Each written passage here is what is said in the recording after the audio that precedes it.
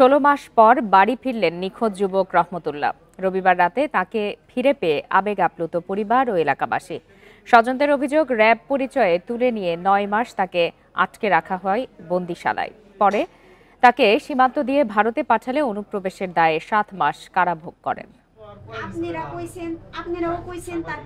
2023 সালের 29 আগস্ট মধ্যরাতে র‍্যাব পরিচয়ে সাদা পোশাকে ধামরাইয়ের নিজ বাড়ি থেকে তুলে নিয়ে যাওয়া হয় রহমতুল্লাহকে। দিনের পর দিন আইন শৃঙ্খলা বাহিনীর বিভিন্ন দপ্তরে ধর্ণা দিয়েও খোঁজ পায়নি পরিবার। কত করলাম, কাকুতি মিনতি করলাম যে আমার বাবার জ্বর নিও নাও, কি করছে কিছুই কয় না। র‍্যাব ক্যাম্পেও আমরা অভিযোগ জমা দিছি, আমরা জিডি করা হয়েছে আমার ভাইয়ের জন্য।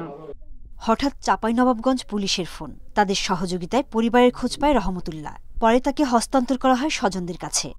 আমার নাম পরিচয় জিজ্ঞেস করে আমি সবকিছু বলি। বলার পরে বলে আপনাদের ছোট ভাই আমাদের এই জায়গায় আছে, আপনারা যে কোনো ইমার্জেন্সি ভাবে আমাদের সাথে যোগাযোগ করেন। আমার কাছ থেকে ফোন আসে চাঁপাইনবাবগঞ্জ থেকে যে রহমতুল্লাহ নামক এক লোককে পাওয়া গিয়েছে।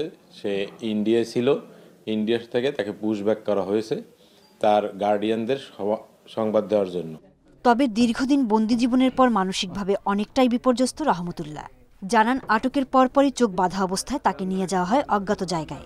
সেখানে 9 মাস থাকার পর বেনাপোল সীমান্ত দিয়ে তাকে ভারতে পাঠানো হয়।